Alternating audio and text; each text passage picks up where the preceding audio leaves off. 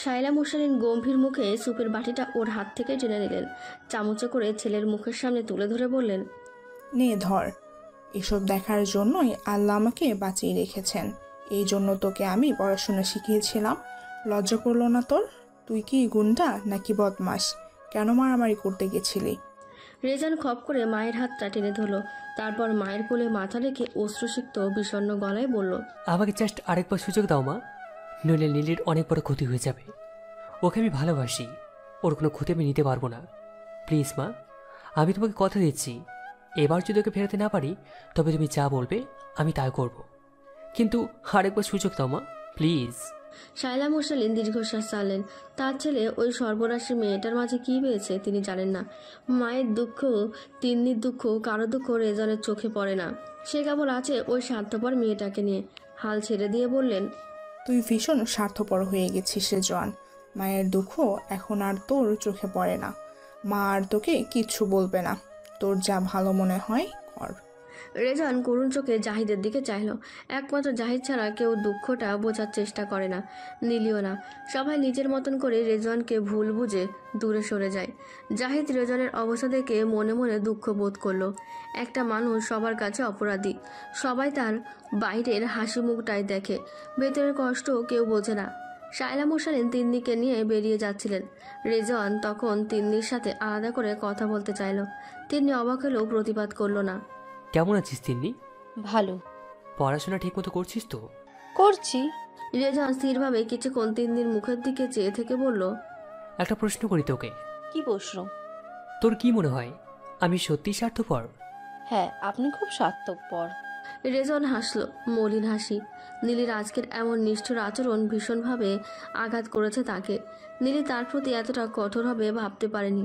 বলল, সেজন্যই সবাই আমাকে ছেড়ে চলে যায়, তাই না? হয়তোবা, কিন্তু অবিশ্বাস্য হলেও একটা কথা সত্যি যে মেয়েরা আপনার মতো স্বার্থপর প্রেমিকদের বেশি ভালোবাসে।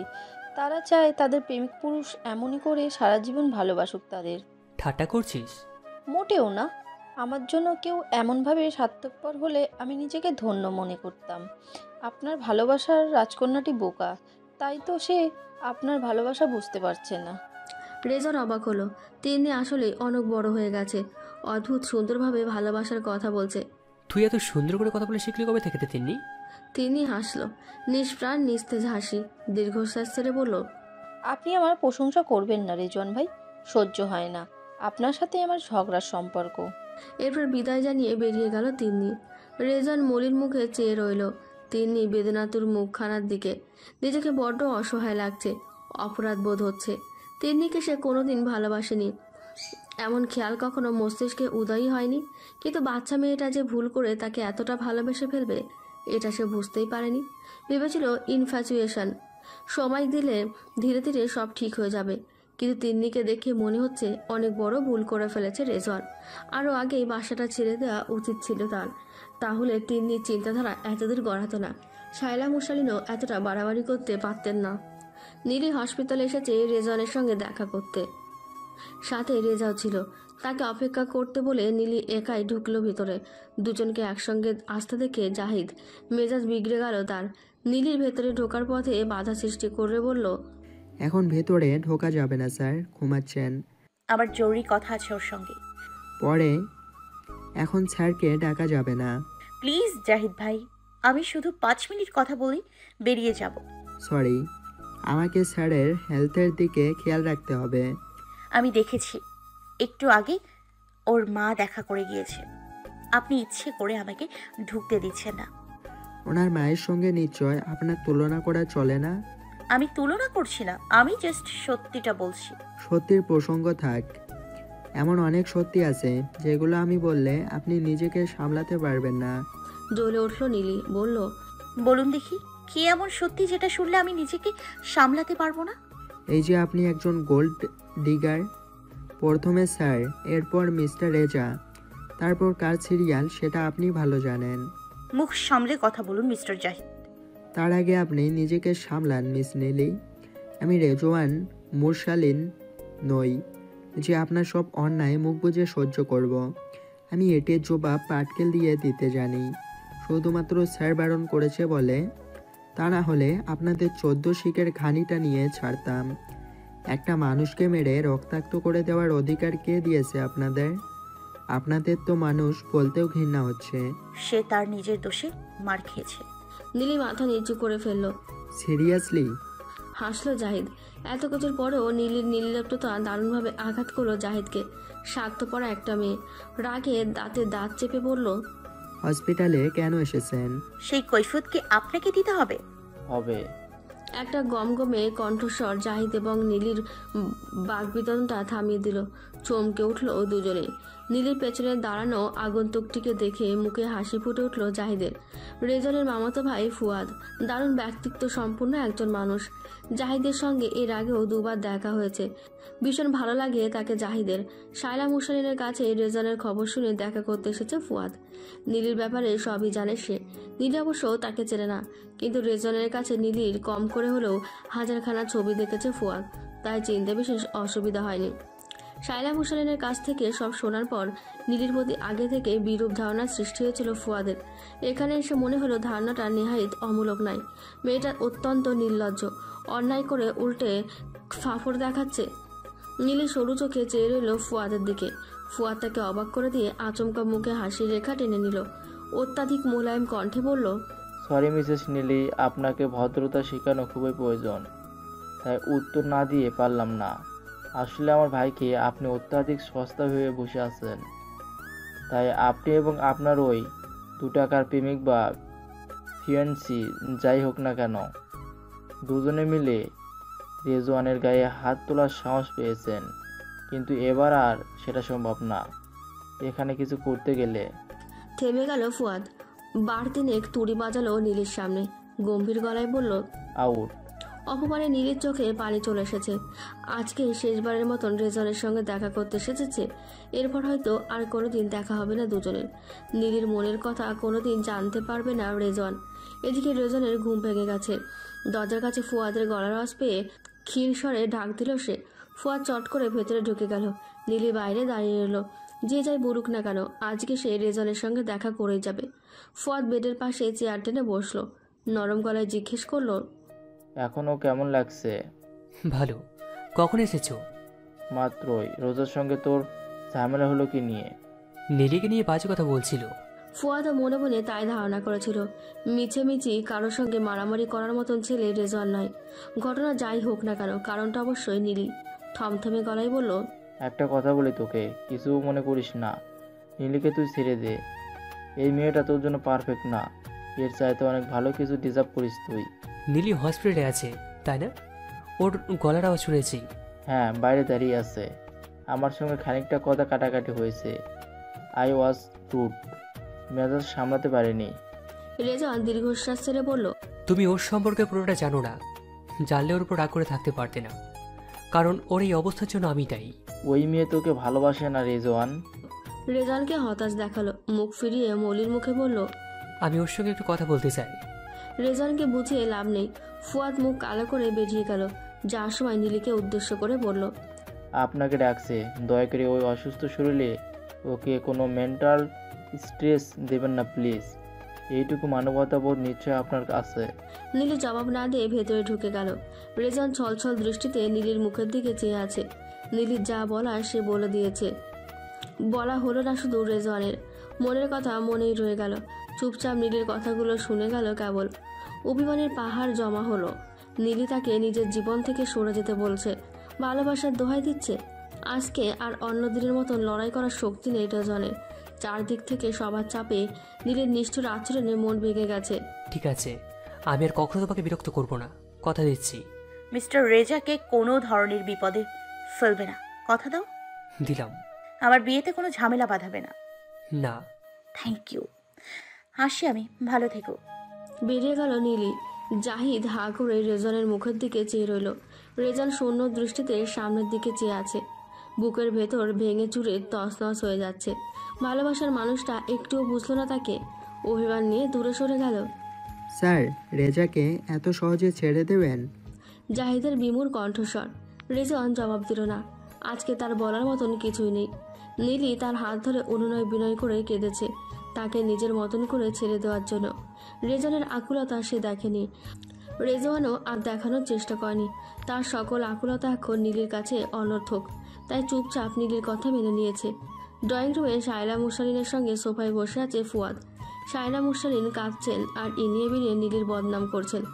খানিক বাদে শান্ত হয়ে তিন্নির প্রসঙ্গ তুললেন। ভেবেছিলেন তিন্নির সঙ্গে রেজওয়ানের বিয়ে দেবেন, কিন্তু সেটা যখন হলো না তখন ফুয়াদের সঙ্গে জোর বেঁধে দেওয়ার সিদ্ধান্ত নিলেন। ফোন থেকে তিন্নির একটা ছবি বের করে ফুয়াদকে দেখালেন। ছবি দেখে ফুয়াদ আটকে উঠল। তিন্নির সেদিনের ব্যবহারের কথা মনে করতেই সটাক না করে দিল সে। শায়লা মুরসালিন ফের হতাশ হলেন, তবে হাল ছাড়লেন না। ফুফুর কথা শুন ফুহাদ, এমন মেয়ে লাখে একটা মেলে। মেয়ে খারাপ আমি সে কথা বলছি না ফুপু, কিন্তু আমার পছন্দ না। তাছাড়া তুমি নিজেও তো বলেছো মেয়ের বয়স কম, এত ছোট মেয়েকে আমি বিয়ে করব না। তখন ছোট ছিল, কিন্তু এখন আর ছোট আছে। ইউনিভার্সিটিতে ভর্তি হয়েছে এবার। ইউনিভার্সিটিতে ভর্তি হোক আর যাই হোক, আমার সঙ্গে কম করে হলেও বয়সের 10 বছরের ডিফারেন্স হবে। হলে কি, মেয়েরা একটু ম্যাচিওর ছেলেই পছন্দ করে, তোর সঙ্গে দারুণ মানাবে। ফুয়াদ চুপ করে গেল। শায়লা মুরসালিনকে বুঝিয়ে লাভ নেই। ফুয়াদ যাই বলুক না কেন তিনি নিজের কথার উপরে রাখবেন। এরা মা ছেলে হয়েছে এক ধরনের, এত চুপ থাকায় শ্রেয়। এদিকে শায়লা মুরসালিন ভাবলেন ফুয়াদের বোধহয় মেয়ে পছন্দ হয়নি। এ কথা সত্যি যে তিন্নি দেখতে আহামরি সুন্দর নয়। উজ্জ্বল গাত্রবর্ণ, দীঘল কালো চুল কিংবা টানা চোখ কোনোটাই নেই তার। তবে একটা ব্যাপার না বললে নয়, সেটা হচ্ছে তিন্নির মুখে অসম্ভব মায়া আছে। দেখলেই মনে হয় যুগ যুগ ধরে চেনা। যে কেউ নির্দ্বিধায় একথা স্বীকার করে নেবে। দীর্ঘশ্বাস ছাড়লেন শায়লা মুরসালিন, বললেন, তুই নিশ্চয়ই ভাবছিস ফুপু জেনে শুনে তোর জন্য একটা কম সুন্দরী মেয়েকে কেন পছন্দ করেছি। রূপ দিয়ে কি হবে বাবা, তোর ভাইও তোর রূপসীর প্রেমে পাগল হয়েছিল। সুখ আছে তার, রাত দিন মনমরা হয়ে পড়ে থাকে। আমার ভয়ে মুখ ফুটে কিছু বলে না, কিন্তু আমি তো বুঝি আমার ছেলের ওই সর্বনাশী মুখপুরীকে কতটা ভালোবেসেছে। এখন দিন রাত জ্বলে মরছে। শায়লা মুরসালিনের অশ্রু ভেজা দৃষ্টি ফুয়াদকে নরম করে দিল। কোমল কণ্ঠে বলল, আমি তেমন কিছুই ভাবছি না ফুপু, মেয়ে যথেষ্ট সুন্দর, আমি সামনাসামনি দেখছি, কিন্তু সমস্যাটা অন্য জায়গায়। মেয়েটার মেজাজ গরম, আমার সঙ্গে মিলবে না। তুমি তো জানোই আমার সম্পর্কে, আমি সবসময় শান্তশিষ্ট নির্ভেজাল প্রকৃতির ছেলে। জীবনসঙ্গী হিসেবে আমার তেমন মেয়েই চাই। তারপর শায়লা মুরসালিনকে সেদিনের ঘটনা সব খুলে বলল ফুয়াদ। সব শুনে শায়লা মুরসালিন তিন্নির পক্ষ নিয়ে কথা বললেন।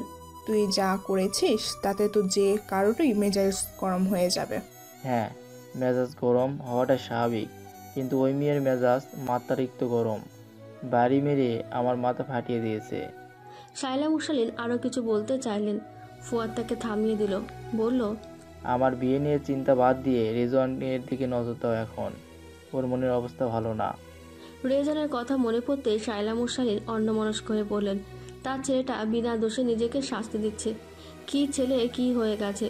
ছেলের মুখের দিকে তাকালে ডুকরে কান্না আসে শায়লা মুরসালিনের, অথচ চুপচাপ দেখে যাওয়া ছাড়া আর কিচ্ছু করতে পারছেন না তিনি। শায়লা মুরসালিনের মেজাজ অত্যাধিক খারাপ, রাগে গড়গড় করছেন। রেজান মৌনমুখে তার পাশে বসে আছে, চোখের দৃষ্টি উদাস, চেহারা বিষণ্ণ। মনে হচ্ছে কত রাত্রি নিদ্রাহীন কাটিয়ে এসেছে। গতকালই হসপিটাল থেকে রিলিজ পেয়েছে সে। আসার পর থেকে সারাক্ষণ চুপচাপই ছিল। একটু আগে হঠাৎ শায়লা মুরসালিনকে উদ্দেশ্য করে বলল, আমি একটা সিদ্ধান্ত নিয়ে ফেলেছি মা, এই দেশে আর থাকবো না, সব কিছু বেজে দিয়ে বিদেশে সেটেল হয়ে যাব। শায়লা মুরসালিন অবাক হলেন। রেজন মাথার ঘাম পায়ে ফেলে ব্যবসা দাঁড় করিয়েছে, এখন বলছে বিদেশে চলে যাবে। কি বলছে ও এসব? তেতে উঠলেন, ক্ষিপ্ত গলায় বললেন, কেন? আমার আর কিছু ভালো লাগছে না, দম বন্ধ হয়ে আসছে। ভালো লাগছে না কেন? ওই মেয়েটার জন্য? আর কত কষ্ট দিবি তুই আমাকে? নিজেও শান্তিতে থাকবি না, আমাকেও শান্তিতে থাকতে দিবি না। এত কষ্ট করে ব্যবসা দাঁড় করালি, এখন বলছিস সব ছেড়ে ছুড়ে বিদেশে সেটেল হবি? কেন রে, তোর কোনো লজ্জাবোধ নেই? একটা মেয়ের জন্য তুই নিজের মাকে এভাবে কষ্ট দিচ্ছিস? বুঝতে পারছিস কতটা অন্যায় করছিস?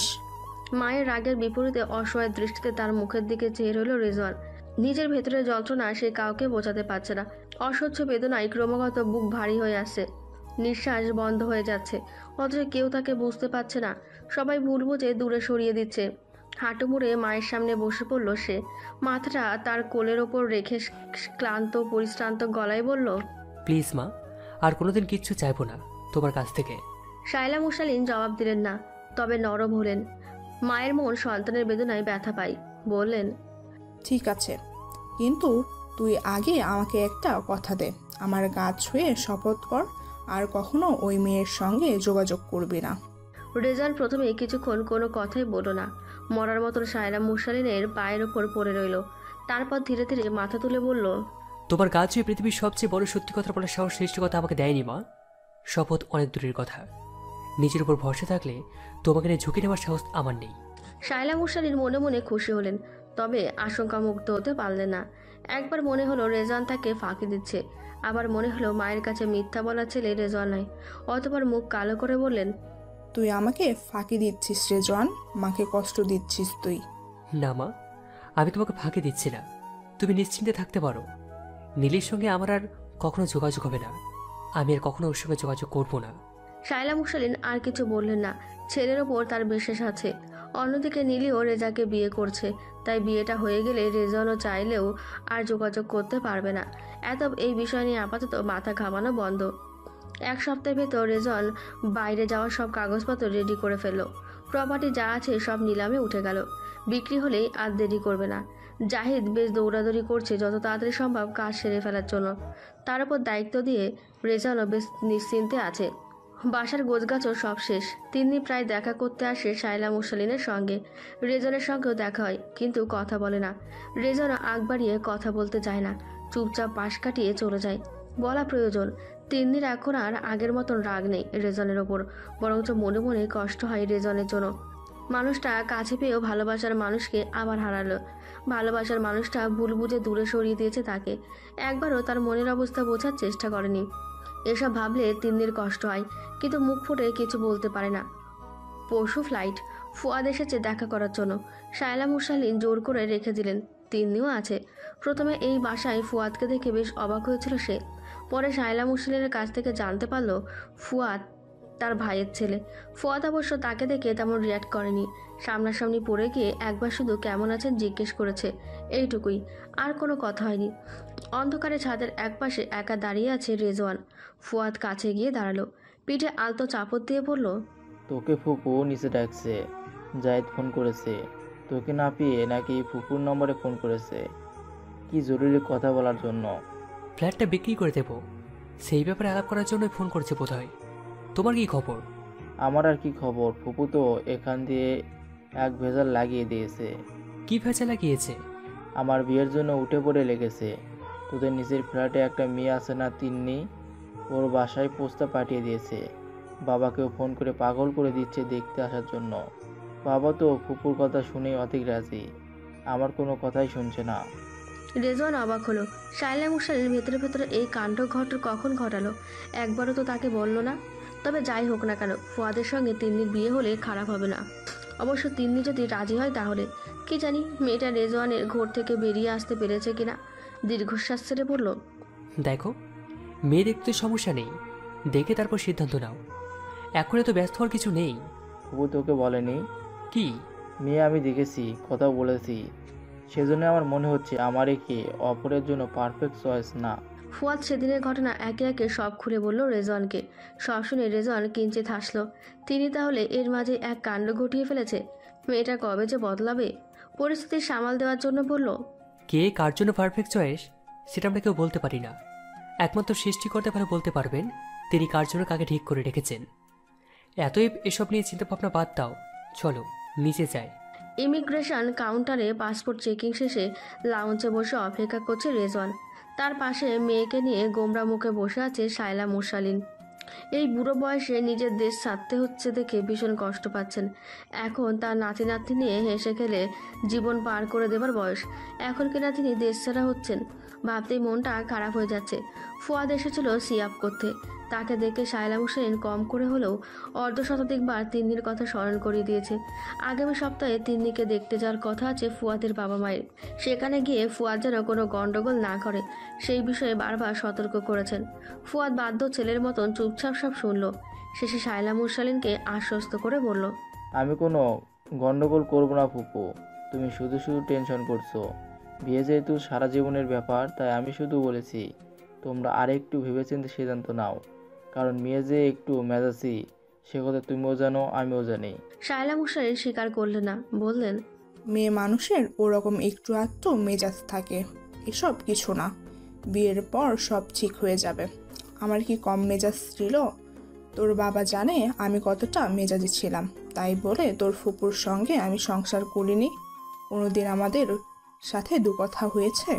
শায়লা মুশালিনের নিজের সিদ্ধান্ত পাল্টাবে না বুঝতে পেরে ফুয়াদ চুপ করে গেল। তিনি যেভাবে উঠে পড়ে লেগেছে তাতে মনে হচ্ছে বিয়েটা দিয়েই ছাড়বেন। যাত্রীদের প্লেনে ওঠার জন্য অনুরোধ করা হচ্ছে। রেজন বারবার জাহিদের নাম্বারে ট্রাই করছে, নাম্বার আনরিচেবল। ব্যাপারটা অস্বাভাবিক। এই সময়ে জাহিদের ফোন কিছুতেই বন্ধ থাকার কথা নয়। রেজনের চিন্তা হচ্ছে নিশ্চয়ই কোনো ঝামেলায় আটকে গেছে জাহিদ। আরও কয়েকবার ট্রাই করলো, এবার রিং হলো কিন্তু কেউ রিসিভ করলো না। মাথা থেকে দুশ্চিন্তা ঝেড়ে ফেলে আস্তে আস্তে প্লেনে ওঠার প্রস্তুতি নিল। মিনিটখানেক বাদে জাহিদ নিজেই কল ব্যাক করলো। রেজান ফোন রিসিভ করে সর্বপ্রথম তার অবস্থানের কথা জানতে চাইল। হ্যাঁ জাহিদ, কোথায় তুমি? তোমার ফোন কেন বন্ধ? আধ ঘন্টার মাঝে প্লেন টেক অফ করবে। একটা খারাপ খবর আছে স্যার। ওপাশ থেকে জাহিদের উদ্বিগ্ন কণ্ঠস্বর শোনা গেল। রেজান এমনিতেই টেনশনে ছিল, তার উপর খারাপ খবরের কথা শুনে ধৈর্য রাখতে পারল না। কিঞ্চিত গলা চড়িয়ে বলল, কি? নীলি ম্যাম অ্যাক্সিডেন্ট করে হসপিটালাইজ, সারভাইভ করার চান্স খুবই কম। অ্যাক্সিডেন্টের খবর শুনে মিস্টার রেজা পালিয়েছে। স্থানীয়রা একটা সরকারি হাসপাতালে ভর্তি করেছে ওনাকে, কিন্তু এখানে আইসিইউ বেড কেবিন কিছুই খালি নেই, তাই বাধ্য হয়ে বারান্দায় রাখা হয়েছে। ডাক্তাররা বলছে এখনই যদি আইসিইউ এর ব্যবস্থা করা না হয় তবে খুব তাড়াতাড়ি কোনো অঘটন ঘটে যাবে। রেজনের হাতে ফাইলপত্র কাগজ যা কিছু ছিল সব মাটিতে পড়ে গেল। শূন্য ভোতা দৃষ্টিতে শায়লা মুশালিনের মুখের দিকে চেয়ে রইল সে। ক্রমশ দৃষ্টি ঝাপসা হয়ে আসছে তার, মস্তিষ্ক উলটপালট হয়ে যাচ্ছে। শায়লা মুশালিন ছেলের অবস্থা থেকে ঘাবড়ে গেলেন। রক্তশূন্য ফ্যাকাশে দেখাচ্ছে রেজওয়ানকে।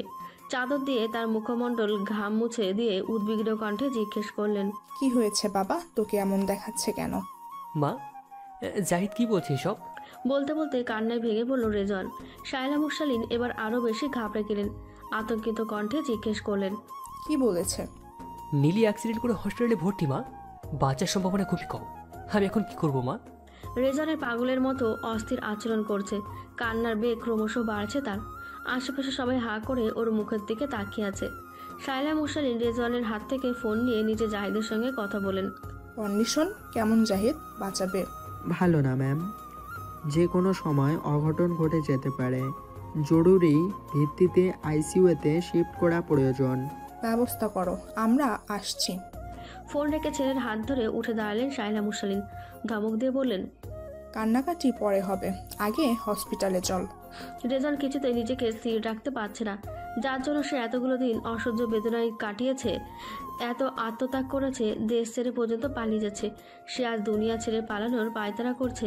নিজেকে কি করে স্থির রাখবে রেজওয়ান? শায়লা মুশালিন এক প্রকার টেনে ছেলেকে বের করে নিয়ে গেলেন।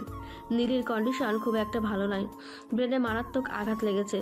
মেজর অপারেশন করানো লাগবে, বাঁচার সম্ভাবনা খুবই কম। পরিস্থিতি আউট অফ কন্ট্রোল দেখে রেজা সটকে পড়েছে। এতদিন রেজওয়ানকে সাহায্য করার জন্য নীলিকে টোপ হিসেবে ব্যবহার করতে চেয়েছিল সে। নিজামুদ্দিন সাহেবের চিকিৎসার সব দায়ভারও নেবে তিনি বলেছিল, কিন্তু এখন যখন সেটা হচ্ছে না তখন আর নীলিকে দিয়ে তার কোনো কাজ নেই। উপরন্তু রেজওয়ানও সব ছেড়ে ছুড়ে দেশের বাইরে চলে যাচ্ছে। এই উটকো ঝামেলায় মরা বাঁচাতে তার কিছু আসে যায় না। রেজওয়ান রিসেপশনে টাকা জমা দিয়ে আইসিইউ এর বাইরে বসে আছে। আজই অপারেশন করা হবে নীলির।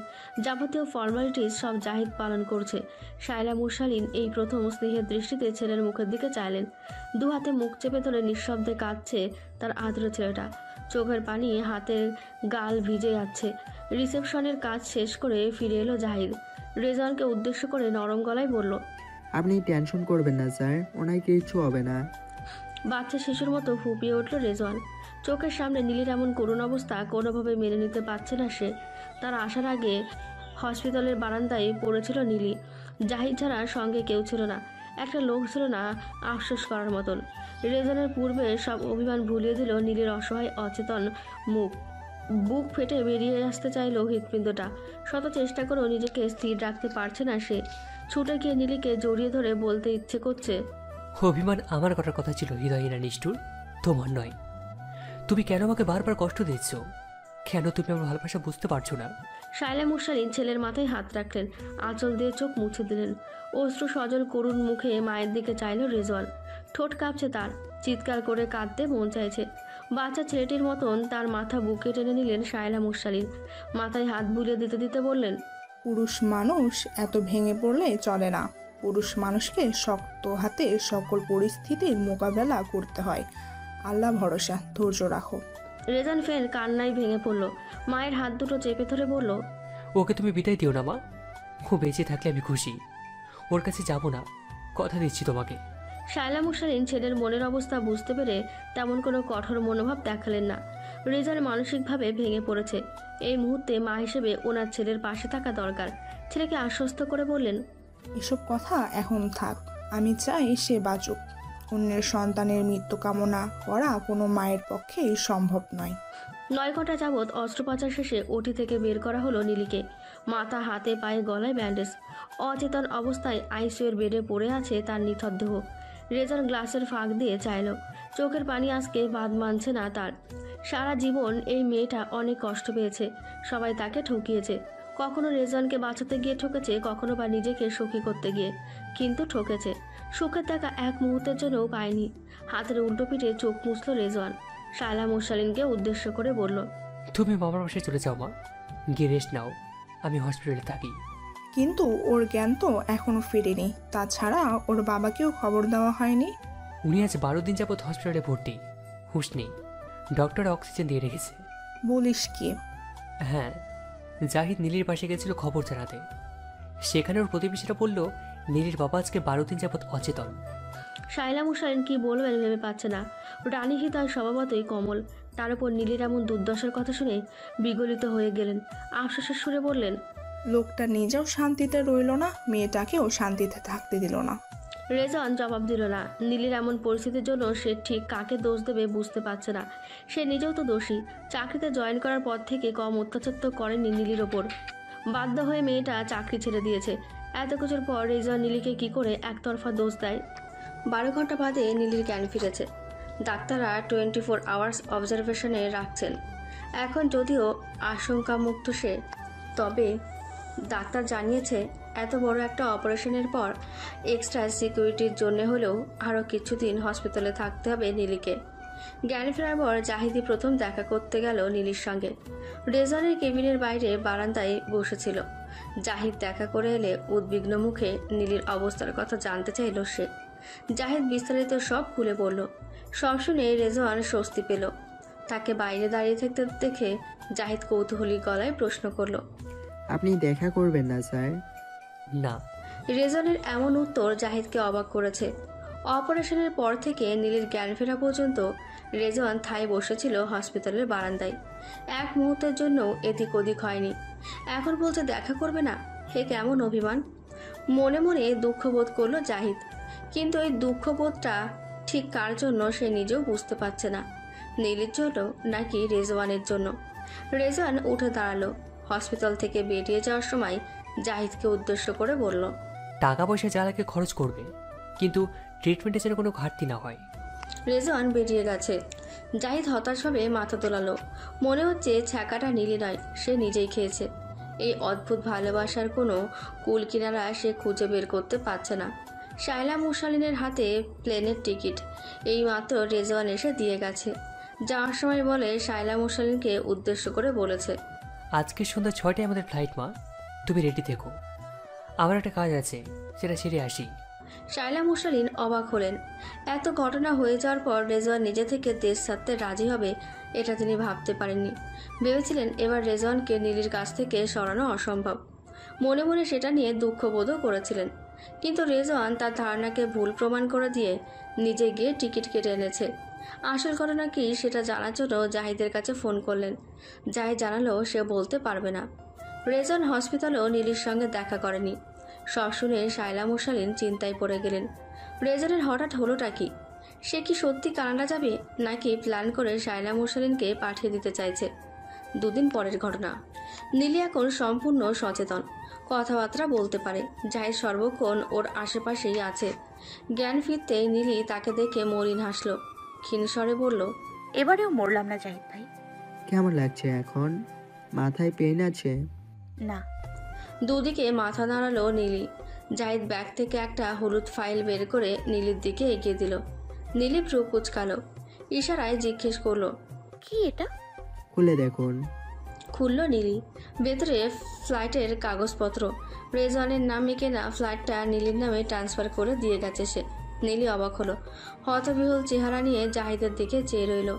জাহিদ মুচকি এসে বলল, স্যার, একেবারে পাকাপোক্তভাবে দলিল করে দিয়ে গেছে ম্যাম। কারো বাবার ক্ষমতা নেই এখানে হাত লাগায়।